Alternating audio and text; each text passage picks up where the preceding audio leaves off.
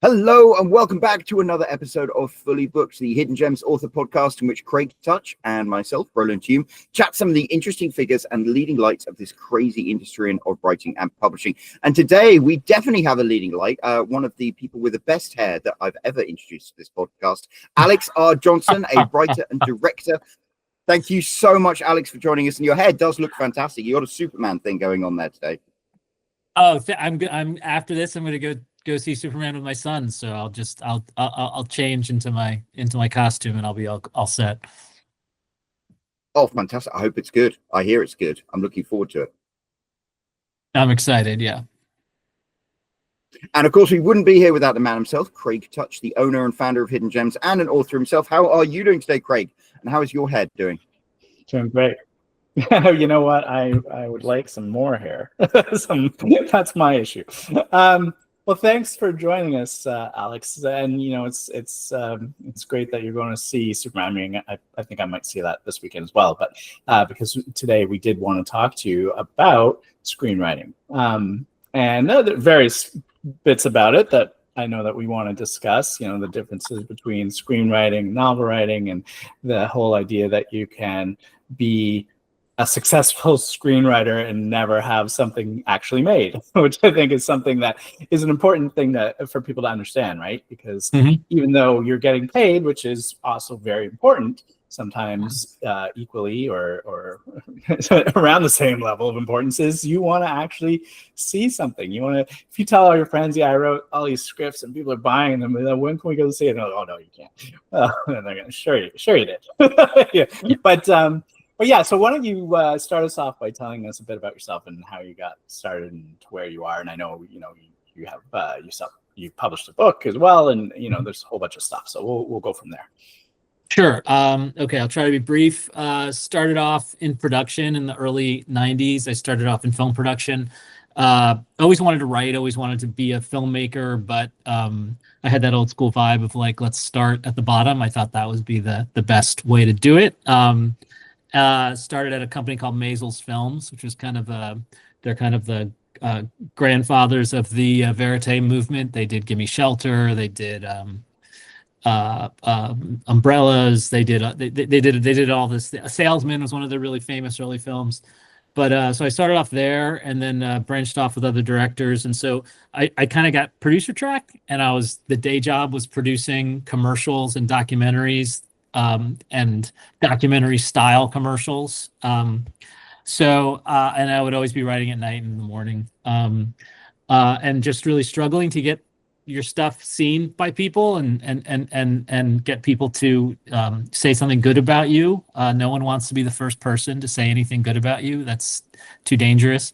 Eventually I finally got accepted into some labs of note, Hampton Screenwriters Lab, some others.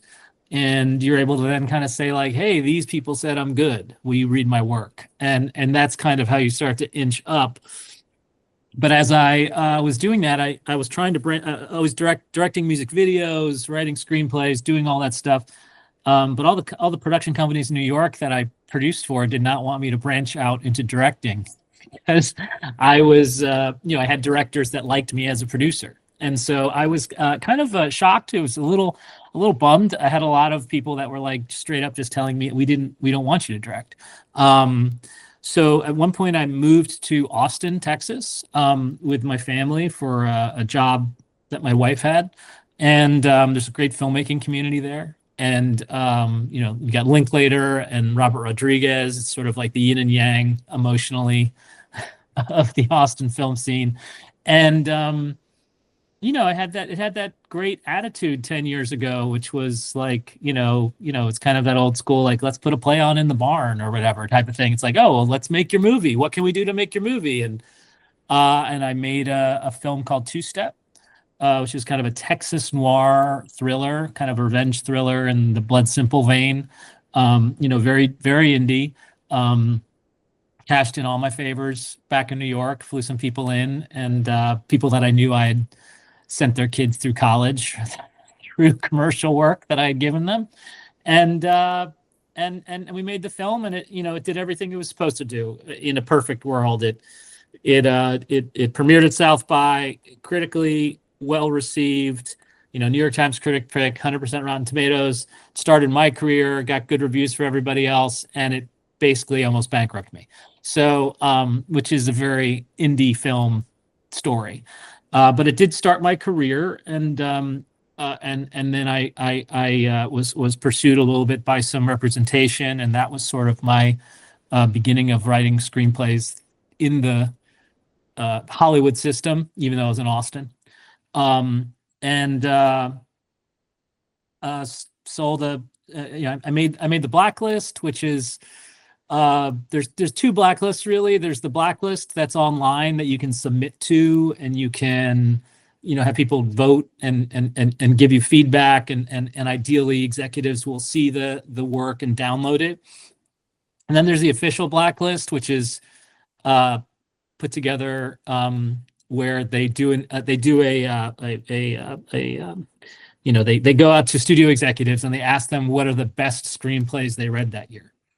And so that was the one I was on. And so each year there's about 60-ish screenplays on that list. And so in 2016 I was on that list. Sold the script to Paramount. Michael Bay's company was going to produce. I was supposed to direct. The president of Paramount was fired like 2 days after I signed my contract, which, if you're unfamiliar with how the studio system works, basically means all the projects that came to life under that person are now abandoned.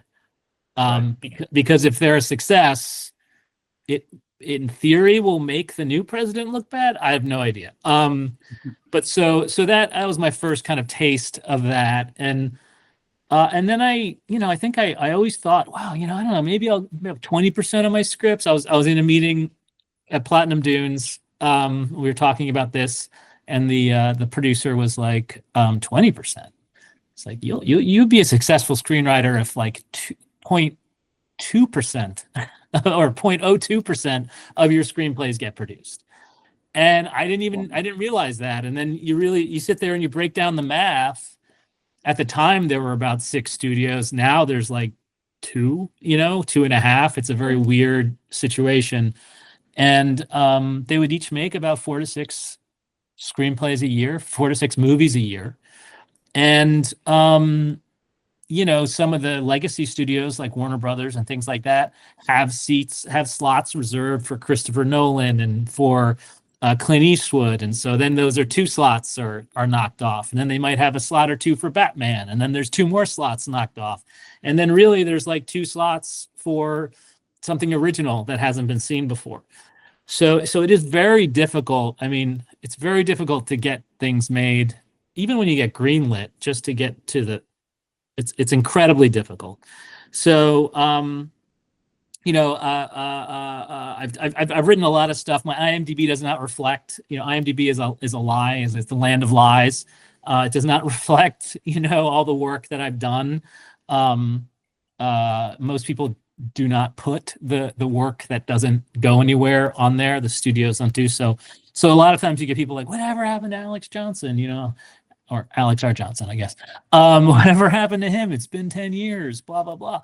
Well, I've written 6 studio pictures and 4 specs and sold a couple of those, but it's just, they just don't happen. And when I was in Austin, I didn't feel like, I really got down about that. Just in terms of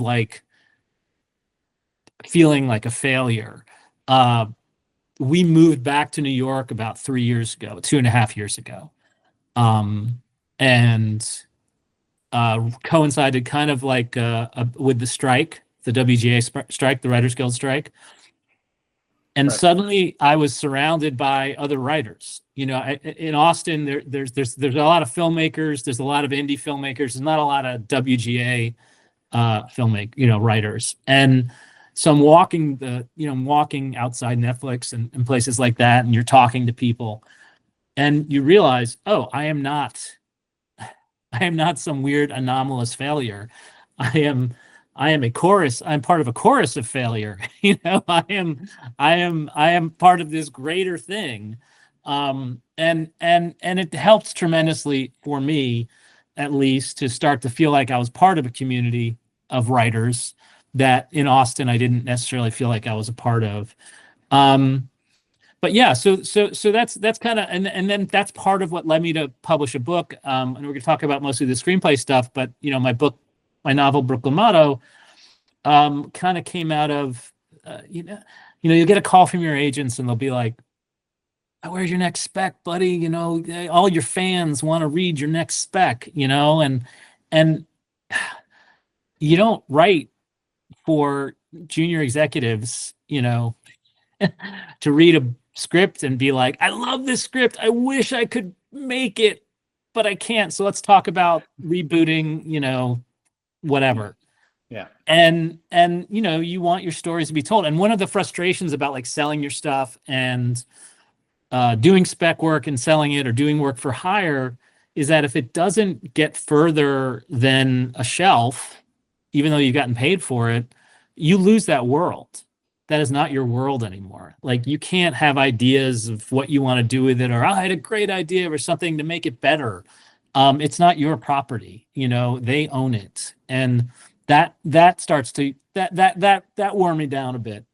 So the idea of writing something in novel form that would always be mine, that even if we sold, even I would have more rights as a book author selling it and adapting it than I would as someone that's just sold an original screenplay, because in the United States we give up our copyrights when we sell to the studio. That was a compromise made, I think, in the 60s or 50s with the union and the studios in exchange for basically healthcare. We agreed to give that up, but it's kind of it's frustrating. So you gotta roll with it. I mean, and I'm not asking for sympathy. I'm not asking and not describing the toils of my labor and asking you to pat my brow, but but it's the reality of what it is, and people just generally aren't necessarily aware of that. Yeah, I mean, listen, I'm starstruck myself. Yeah. Oh, I was going to say I'm starstruck myself because in your movie, Beth Broderick, as in Two yes. Step, who is the aunt in Sabrina the Teenage Witch. I have a little black cat called Salem because I love that show. So as far as I'm concerned, you're a huge success. Thank you so much. I appreciate that. She was fantastic. She had moved to Austin for a while, and like me, I think eventually got a little frustrated with the work opportunities around there. She moved back to LA, but she was in Austin for almost the entire time that I was in Austin. She's just one of those actors that has been on TV. She was on TV every week in some form for 30 years. If you look at her resume, there are barely any gaps in her resume. It's she's a wonder. I love her. Yeah, so there's like so much in there that I want to get to, because so our audience is made up of authors, but I think primarily self-published novelists, right? But there's everybody's always looking to write in different mediums and branch out in different things. So I know screenwriting is one of those things. Even I have, I very recently discovered The Blacklist and, wrote a pilot, and I've been sort of figuring all that stuff out as well, just for fun, because I know, I realize how difficult it is. And listen, I didn't even know, I thought I realized how difficult it was. Now I think, okay, it's even worse. But because so many of the people are probably in the same boat, I just wanted to drill into a few of the things that you mentioned that people might not really know what they are, or just talk a little bit more about them.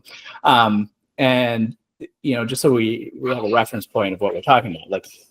You talked about the let's work backwards a little bit. Writing on spec, right? So explain what that is exactly. Are you getting paid for that? You're being told what to write? How does that work?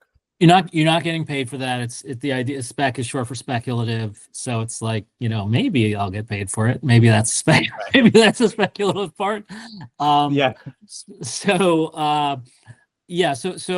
you're gonna be a working writer in the studio system, in the Hollywood, specifically the studio system, you know, there are just too many writers to compete. Too many, like there's like the A-list, the David, Copes, and like the Billy Rays and stuff, where work comes to them. Hey, you want to do a Disney movie? You want to do a, I don't know, a Blade Runner, whatever. Like they get presented these things. And then there's, kind of us, the kind of like middle class, and there's just too many of us to just have a living if you're just waiting for like open writing assignments to put together a pitch and to try to get in the mix on it. There's just too many. Like, you need to do that, but you need to generate your own work. You need to, the agents love people that keep cranking out specs. Like they'll call them earners. They're like, you're an earner, because you keep generating work. Every year or so, somebody will claim that the spec market is dead and there's no spec market, and then somebody literally sells their script for $2 million, and and everybody dusts off their spec and tries to get back into it. But yeah, so you need to always be, if you want to have an active career, you need to always be generating your own work. And sometimes it's gonna swing and miss, and sometimes it's not. And frequently, most Hollywood stories are about writing the phrase, a killer spec. A killer spec, what you really want to hope for, a killer spec is going to get you in the room to possibly be in the mix in other work. You know what I mean? So it's like the odds of you selling it are small. The odds of somebody being like, wow, this is the movie I would try to make if I didn't have the studio rules, bearing down on me, and somebody basically just starting to track your career, that's what you really, that's what you want to hope for. If you can sell it, great. But you really want to get in the mix on jobs. So then people come to you and just be like, oh, this is really this job will be great in sort of a, we can't afford the Coen brothers, can't afford this guy, let's go to Alex Johnson. So that's really the ultimate goal of a spec. And it can get frustrating, but you need to do it to have a career. Okay, so you were saying, your agents are saying you're an earner when you're writing a lot of specs, but you have to then be selling those specs, I assume, for that to really be the case. So if you're selling a lot of these specs, not a lot of specs are getting made, I guess you're selling them, but they're not actually getting made. They just sit on the shelf somewhere. And that's when you're talking too about losing your rights. If you're lucky, they're sitting on a shelf. They might be under a loose table and keeping it even, So yeah, and the thing about being an earner too is just about like, you're just self-reliant. You're by writing specs, by being present in, by having something for agents to send out every 6 months or every year, you're always on people's minds, so your voice is fresh in their head. When that magic job comes up, that is your voice and that producer, and then boom, you get the call. You're not going to get offered the job. You're still going to have to pitch. I mean, the flip side, I try to temper like my darkness and cynicism about the industry, but the other side that nobody really knows about is all the free work you do. You could be in the mix on a pitch for 6 months. You know what I mean? You could pitch it 5 times. You could be given notes by the production company. The production company might have something. I was in the mix on rebooting a major project that I'm not going to say. It was before the strike. The production company went to 5 to 20, I don't know, like 20 writers. Do you have anything that you think you could come up with rebooting this? You think about it, you say yes or no. I think everybody says yes and just tries. You have a general kind of casual call with the producers. They're like, what do you think about it? Well, what kind of ideas? And you talk really loosely about it. You start stirring the pot a little bit. Maybe this, maybe pull this from the news, maybe that. And then you wait, and then your agent says, they think you've got something there. They want you to go ahead and develop a pitch. And then you write for free, which is a good chunk of being a screenwriter. I'm pretty active in the Writers Guild, but and everyone complains about all the free work we do. The bottom line is the Writers Guild can't regulate work that isn't under a contract. And they can say, like, please don't do free work. But if it's not contracted, they can't get involved and try to help you. And studios are not going to contract pitches. So you put together your pitch, you pitch to the production company. They give you notes. They tell you what they think. And then you start pitching to the studio. Junior execs, little higher. That could be like 6 months. And you're trying to do your spec work, or you're trying to do other jobs, but you do a lot, and you'll get 1 out of 20, 1 out of 30. So, and then with this particular project, what ended up happening with it is a well-known director was having a general meeting at the studio, and the studio head kind of like bounced a bunch of things they were working on, and he heard that and went like, oh, that sounds cool. And because he was a writer-director of note, they just gave it to him. So me and the other 2 writers that had spent 6 months, jumping through hoops, were immediately gone. Right. So that can happen. It's like, again, that's just kind of the whim of the moment. I mean, when you pitch something, when you send something to a studio, studios have a very narrow window of what they're looking for on any given day. And, it's like those TikTok things of people trying to pronounce words or something, and the thing has to go through the shape. It's like your idea has to fit perfectly into whatever the hell they had a general meeting about that day on that day. And if it doesn't, it doesn't. And tomorrow, if it does, they're not going to go back. They're going to be like, what do we have? Who's with us today? What do we have today? So it's just about moments coming together, and there's a lot of luck. You need to be talented, but there's mostly luck, Yeah. I mean, it's you also, I guess it happens that they do buy things more often than they make things, right? So what is why do they do that? Is it just is it a competitive thing? Like, oh, let's make sure some other studio doesn't get that, and we might want it. They just have so much money. How much are they even paying for those things if they don't even know if they're going to make them? So I'm interested about, how that works. Sure. I mean, I think a studio could, I don't have any definitive in my head. I feel like, in general, studio buys probably around 200 scripts a year. That might be out of my, whatever, but that's what I don't know why that number sticks in my head. Maybe one studio had that, but something like that. And then they might make 4 to 6, or they might be making old stuff that they have. But I think it's a combination of, we want to be in business with this person. This might not be the right project, but we're now engaged in a professional capacity, and maybe we have something else that we want to, do for this person. I think there's a lot of like keeping it off the market. From competitors, because they like it, but they just don't have the clout to kind of like go through with it, but they don't want anyone else to make it. Your success is my failure type of vibe on that level.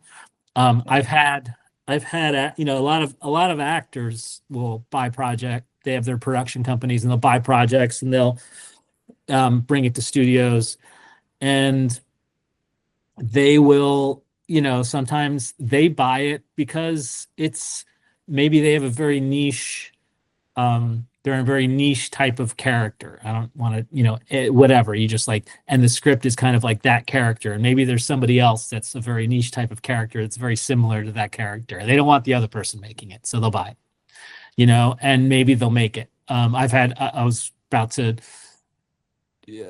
sell a script that I was trying to direct to somebody, and a lot of people in the industry were like, he just buys stuff to keep him off the market. Like, he really is not gonna make it. So I didn't go through with it.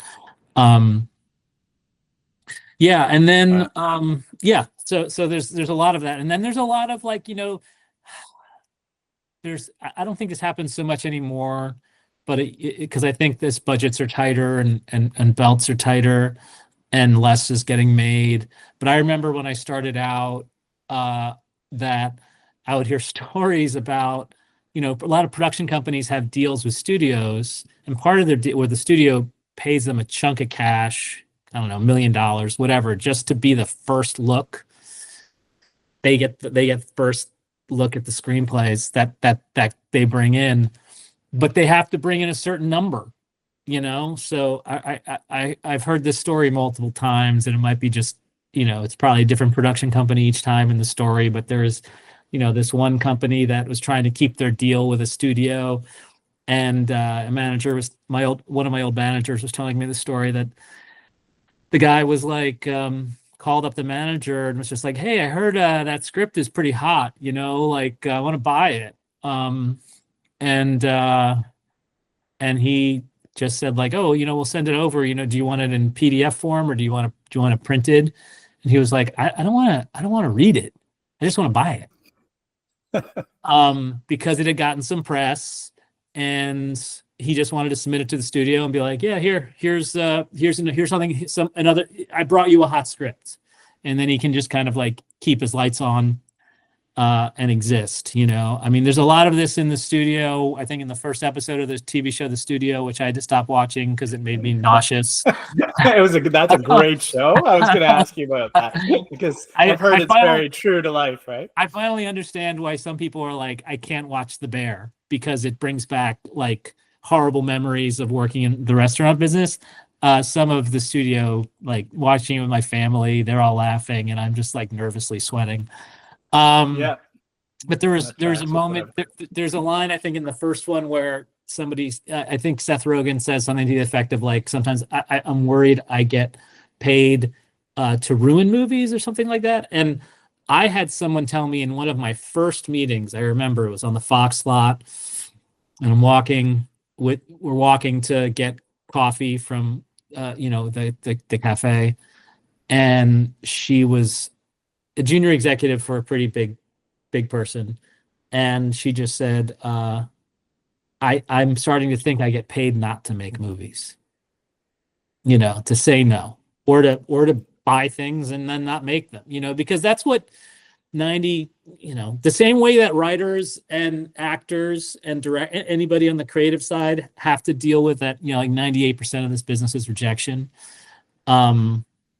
I guess executives, 98% of their business is not making movies, because they just don't make that many. That sounds so frustrating. Yeah. Yes. But let me put a positive spin on it, and you can tell me whether or not you agree. But if given the realities of how many movies and shows or whatever get made, isn't it sort of better that they're still buying these things that wouldn't have gotten made anyways and pouring the money into the pockets of the writers and keeping them able to I mean, earn? I'm yes, absolutely. I mean, okay. it's yes, we're just not at that, we're at I think the official, I'm not being scientific here, it's somewhere between, we're at about 30 to 40% production pre-strike, where we were pre-strike, like they've just stopped. There's just a weird, not to get too deep into like why we struck, and there's a million reasons why we struck, but the streamers basically, part of the, as Billy Ray said, television was a money-making machine, like literally just cranking out bills, and they broke it, and it stopped making money. Everybody chased Netflix like off the cliff, not realizing that Netflix basically is in, as like a shark that has to keep moving forward and keep signing people up, and if it pauses, it will die. It is, that its stock is overvalued. So that's why we had everybody doing streaming, where they were like, "Oh God, $9.99 a month, and we're gonna have all this amazing content and blah blah blah blah." And then suddenly they're like, "Oh crap, we can't make money this way." And then now they're all putting ads back on streaming. Like you're paying $9.99, $15.99, $25, whatever a month, and they're putting ads on because they couldn't. They're basically reinventing cable television in a different format. So they've been doing that for a few years now, trying to figure out their budgets, trying to figure out where their cash supply is, and we keep waiting for the I don't know, spending to pick up again. It hasn't quite picked up. Yeah, that's an understatement of where it was before. But features, I feel like we're in a place now where lower budget features are gonna, become more consistent. We always have somebody at the Academy Awards saying, why can't we make 10 $2 million movies instead of one $20 million movie, and everyone cheers, and then they go on and make a $40 million movie. So but the streamers are still $400 paying million the writers. Yeah, exactly. And those are the ones, that they think are the safer bet. Streamers are still paying the writers, but it's not the same as having residuals. It's not the same. They one of the things that we got in this strike was a bonus structure, finally, because the idea is basically you get everything up front. Now you won't get residuals on streamers, but now that they have ads, so they basically like, we're not going to have ads, and then we stopped getting residuals, and now they have ads again, and it's like, wait a second, you're still not paying, you're not paying us residuals anymore, and you're airing stuff with ads. So now we do have a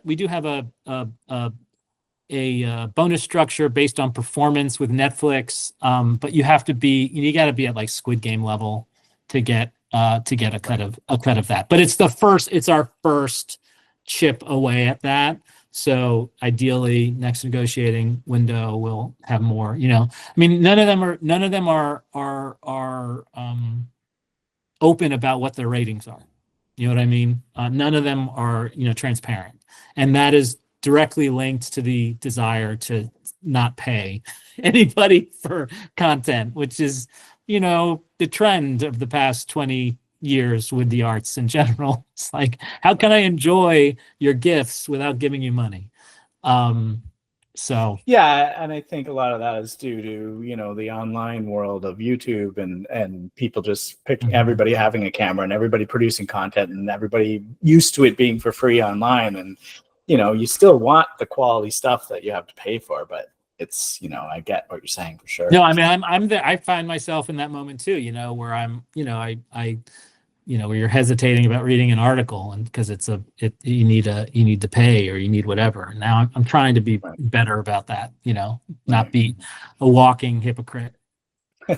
So so when they're buying all these scripts, and I guess you're talking, I mean, you've mentioned feature, but it's the same, I assume, for writing shows as well, or is it any different? It's it's different. It's like, I mean, I don't really, just to go back to like features for a second, like I still hear stories about people like getting pitching in the room and getting money to write something, but that's like when some famous actor or somebody pitches something. Most working middle class, I say middle class because like basically the idea is like, as a screenwriter, you get your big money when it goes into production. So you have your there's the minimum amount you can get per script, and then there's like your quote. In theory, your quote isn't ever supposed to go down, but as the economy and the industry falls apart, your quote goes down. To keep going. But you'll get like massive back. I mean, the number of your bonus on the back end, if it goes into production, is generally significantly more than you got paid initially for the script. And there's two reasons for that. One, because they don't want to spend money and not make it, so they'd rather give you more later. Two, that's the kitty that the money comes out of for rewrites. So they use that as sort of leverage in some ways, quietly imply that if you don't do the rewrite according to how they want it done, they're going to have to go to somebody else. What happens is, say your bonus is 300,000, just random number, 300,000. If another writer comes in, your bonus drops to about 26,000. So it goes down significantly, no matter what they pay that other writer. It's just kind of, and again, those numbers are arbitrary, but it is a drop like that, Right. And so they kind of use that to be like, oh, well, we don't want to, we would love these changes, but you're fighting us on it. We're going to go give a polish to somebody else. So that's another reason why that bonus is there. It's just kind of a budgeted, it's a, built-in budget for doing rewrites and stuff, and the carrot for the writer to chase as well. Or a handcuff, maybe. Yeah, or a handcuff, exactly. So what's the you said there's a minimum that a screenwrite that a feature would get. So what is that minimum? Minimum is about it's around 57,000, I believe. 57,000? 57,000, okay. Yeah. And so typically a contract is 13 weeks. So, William Goldman. That's a spec? Like if they buy a script? That's work for hire. Oh, okay. Spec. I don't quote me exactly. I imagine the speculative rate is the same as a minimum. Typically whenever I've sold a spec, they lowball me, and then my lawyer negotiates. And you get what you can get. When I sold we also didn't realize the lawyers do most of the negotiating on rate and things like that. I remember being like, I don't need a lawyer, blah, blah, blah. And then I saw the first contract first writing contract I got was 75 pages long. And he just went through it like a maniac and marked it up and did all this stuff. And I was like, okay, you're worth it. But yeah, so typically, speculative is it's done. You'll basically you'll sell it, and you'll agree on a rate. There'll be a process. Y'all shake hands, you sign contracts, and the studio or the production company is talking about what a genius you are all during that process, and then the contract signed, and they're like, okay, we've got notes. And then, so typically in the contract, there has to be at least something we call steps in the guild. So the steps are basically rewrites. So we used to have 2 guaranteed steps. So it'd be it's basically 2 rewrites. And we lost that at some point. I'm not sure exactly when. We've been fighting for a second step again. Hasn't happened yet.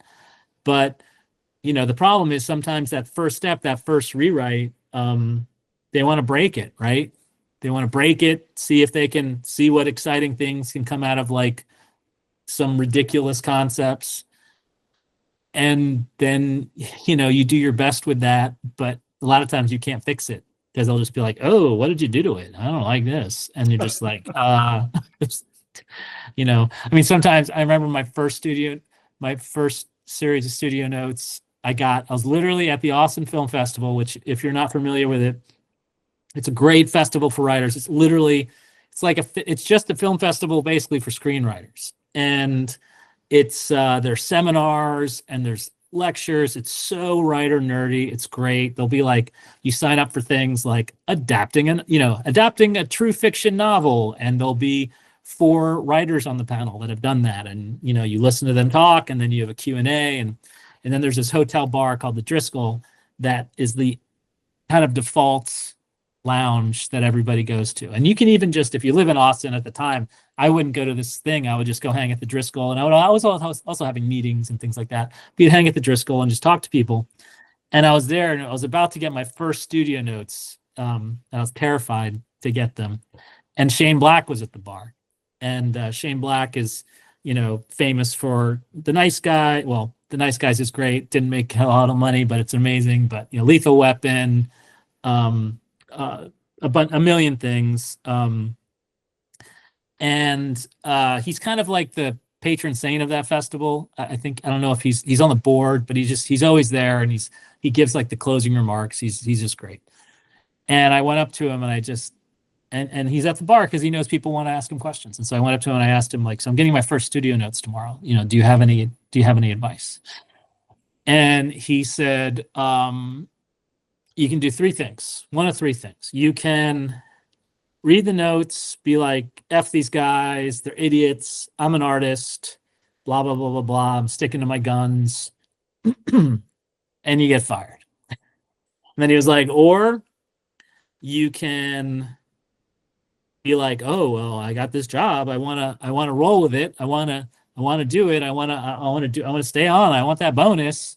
And you go back to them and you agree with everything. And they're like, this guy has no backbone. This guy has no spine. This guy doesn't believe in his own story. And you get fired. Or the third thing is, you know, the classic, you try to find some truth in what they said. You look for consistencies. You're like, I disagree with everything they're saying. But they're saying a lot of things about the third act. Like, there must be something wrong. So you look at it, you come up with your own solution, and you preface it by saying, your note about the third act totally, it brought so many ideas to my head. And then I realized the real problem is the second act. And it's, you know, there's something in the second, you know, whatever the solution is, but you always have to preface by being like, you're so smart. I can't believe you guys saw the clarity and, you know, whatever.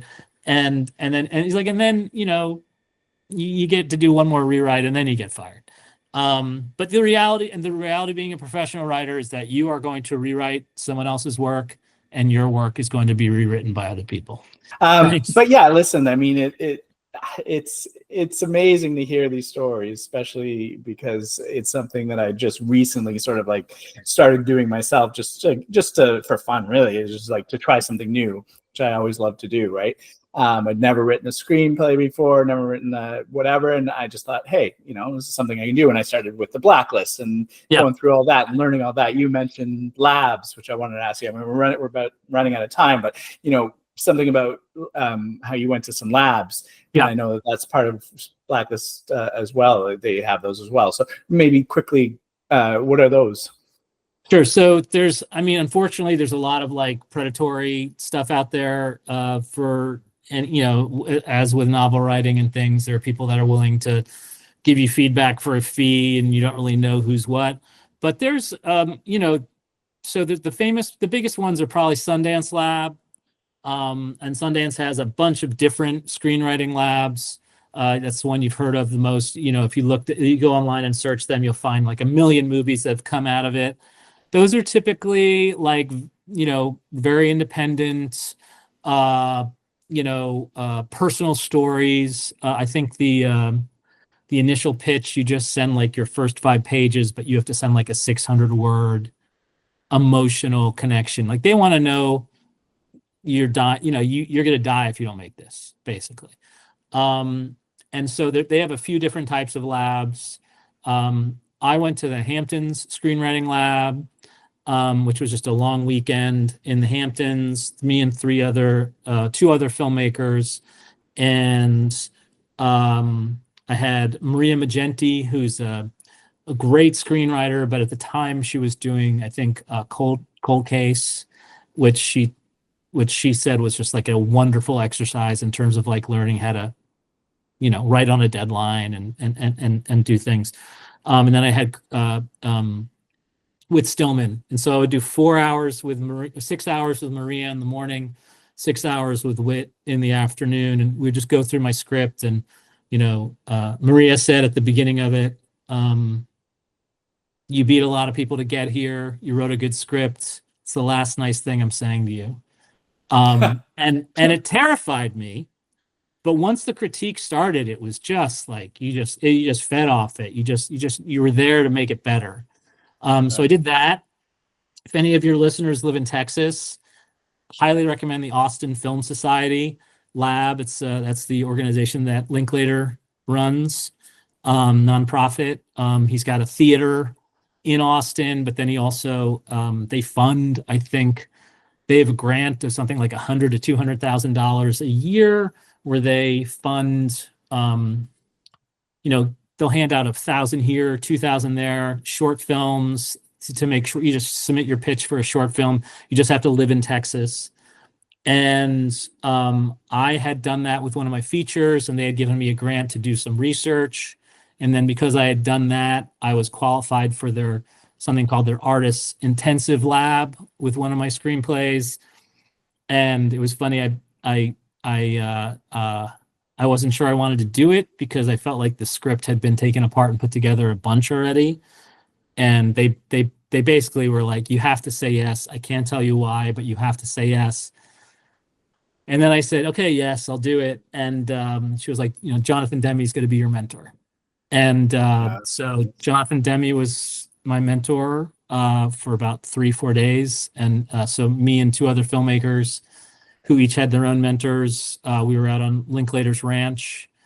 And it was like one of the creatively biggest, most important life-changing moments for me in terms of like how I approach my work and learning from Jonathan, and just an amazing human being.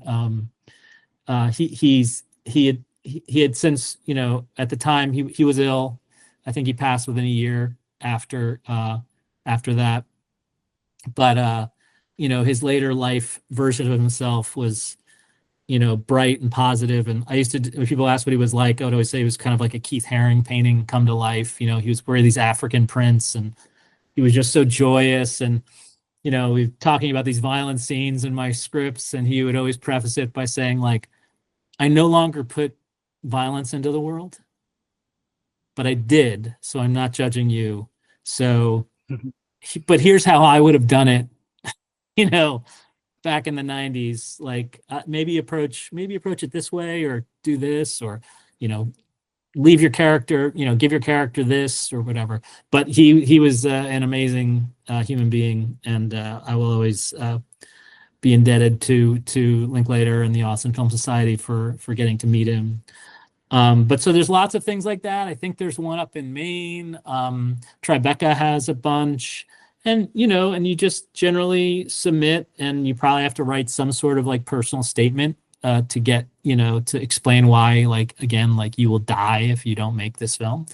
And then, there's generally rounds of acceptance. The Sundance Lab is one of those things that is so hard to get into, that if you make the rounds, like I think 3 years in a row, I made the top 40, and they take 12.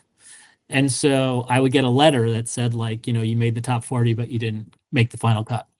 But even that is useful.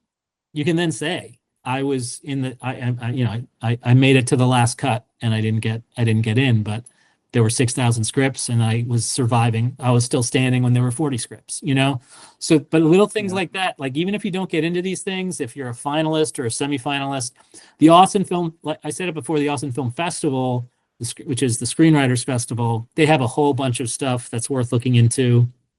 They have, audience, peer reviews, as well as contests and things like that. But yeah, and it's because it's hard out there, and there's just less and less paths to go down.